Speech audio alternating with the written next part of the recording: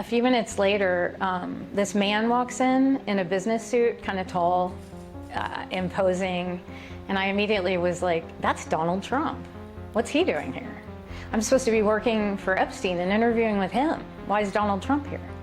And he walked up about a few feet from me and just stood over me in a very imposing way and looked at me like he was in on some secret or something. It was really weird, like smirking, kind of. And I felt threatened, so I made an ugly face. And when I made that ugly face, Epstein walked out from the offices on this side. Trump's standing here, I'm here. And he walks out of his office and he goes, oh, no. He was laughing at me. And he goes, she's not here for you. Follow me, right? And he escorts him in to this other room. And I always wondered, who was she in there? Was someone in there, right? And I have no way of knowing, nothing. But I felt very intimidated because I had on running shorts and I was vulnerable, sweaty, just a nobody in an office with these two men. That it felt very predatory and uncomfortable. I have to say that when I made that ugly face, he backed off. It wasn't like he was aggressive after that, but he made a really vulgar comment following. And I don't know if it was like, like locker room talk in the 90s, the way men were, but he made a joke to Epstein, oh, I thought she was 16. And I thought that was so strange because at the time my sister was 15 actually.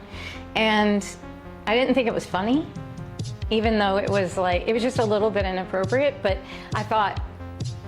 And just funny, Anushka, you're speaking to us from LA tonight. Clearly a lot of folks in the UK on Prince Andrew. There's been a lot of folks in the US on Donald Trump.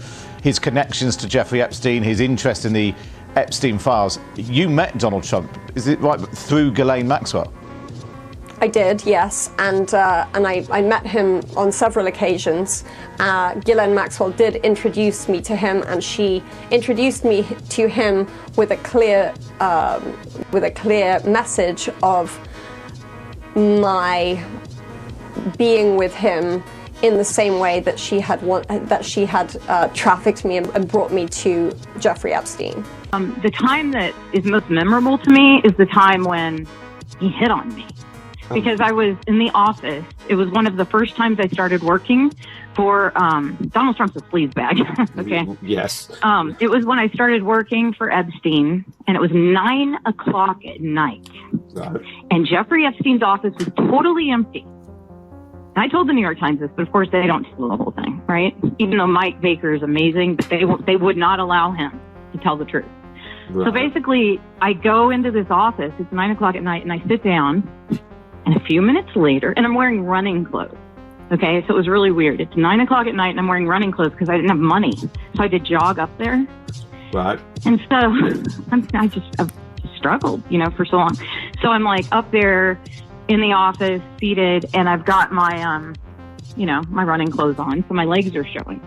And in walks this man that, when I reported him to the FBI, said that game show host, Donald Trump, because I thought he was a game show host. Yeah. He's so cheesy, But anyway, so I said, I said hello to him. He walks in, and I just kind of acknowledged him like a head nod or something. Yeah. And he immediately he's standing across the room from me, and I'm seated. And he's like, oh, Maria, no, he didn't. Sorry. I was just looking at something. He's standing across the room, and he's looking at me, and I'm like, oh, gross. This guy's so gross. Anyway, he's just glaring at my legs. Like, yum. I told my sister, I felt like I was his dinner or his lunch, Yeah.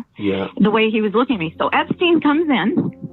And by the way, I did not look good. I was like, I'm not exceptionally beautiful or anything like that. These are just gross people. You know what I mean? Yeah. So I'm just like a normal person who went on a run, and I'm seated there. So he assumed I was there for him. And this is how I know. Epstein walks up to him and goes, no, she's not here for you.